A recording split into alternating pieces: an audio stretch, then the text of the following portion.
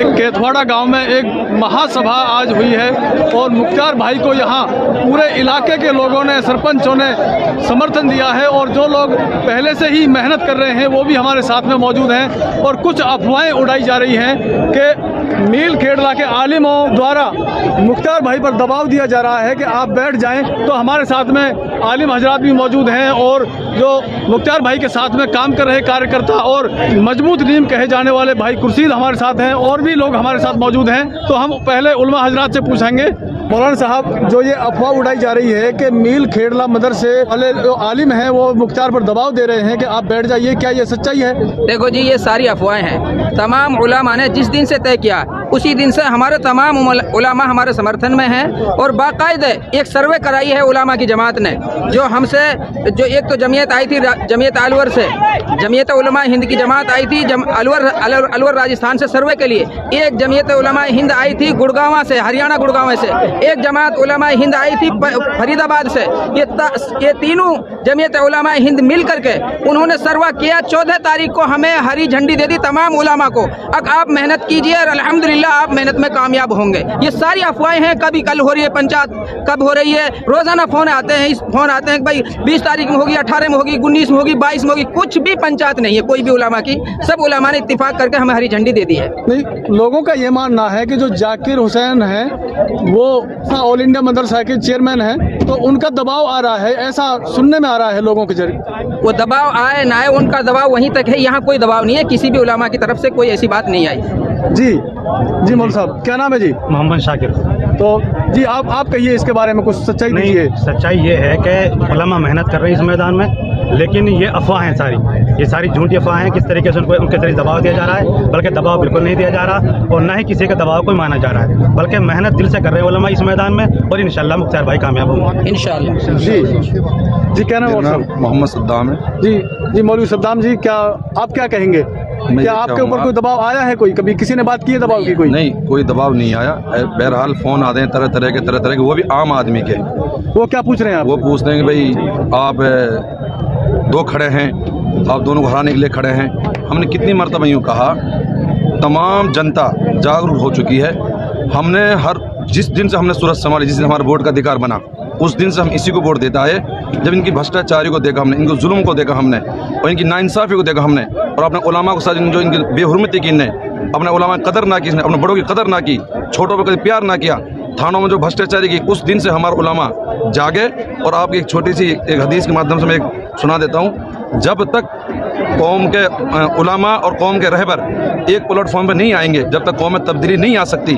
आज इस हाल में और इस वक्त में उलमा भी एक ही प्लेटफॉर्म पे हैं और कौम के रहबर भी एक प्लेटफॉर्म पे हैं। इसलिए जनता ने बिल्कुल जनता जागरूक हो चुकी है। इसलिए इनकलाब इंशाल्लाह बहुत जल्द आपके सामने आ रहा है और आने वाला है। तो जैसे ये 2 जगह वोट बंटने का नुकसान दिखाई दे रहा है, जी, तो उस नुकसान को देखते हुए आप लोगों को क्या संदेश देंगे?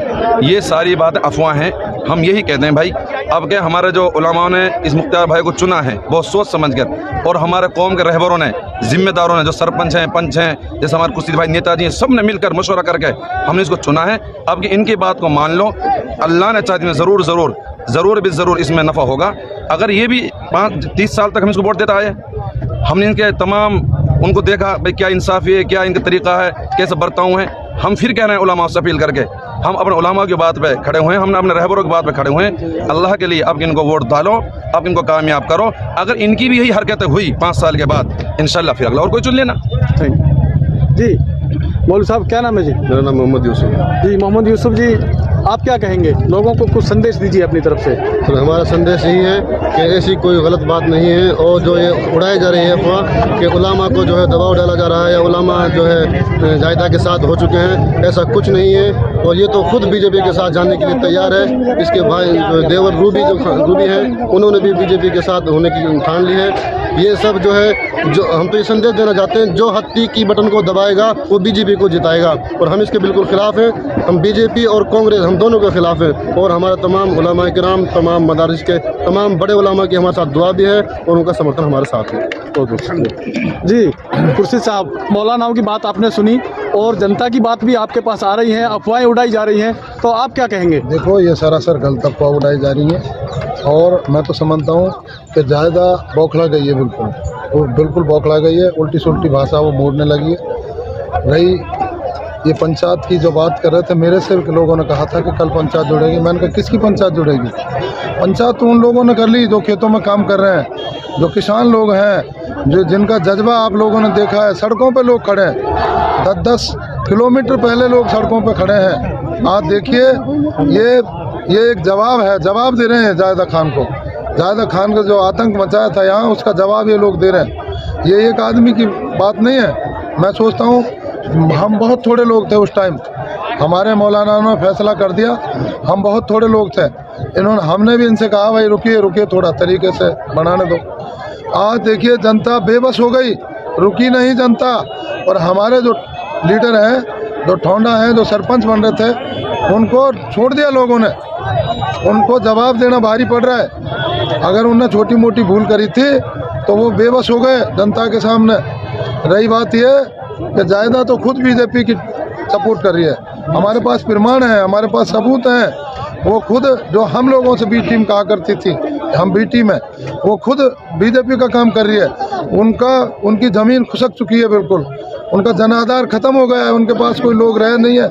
या तो अभी एक भाई ने कहा था अभी स्टेज पे खड़ा होकर कि उनके साथ वो क्रिमिनल लोग बचे हैं, जिनके अवैध धंधे हैं, गलत जो काम करते हैं, आम जनता वो सब एकजुट हो चुकी है और इनको इतना ज़बरदस्त जवाब देने वाली है। मैं तो समझता हूँ अभी ध्यान नहीं है लोगों का। 1 लाख वोट से जीत हो सकती है, ऐसा मेरा अपना विचार है।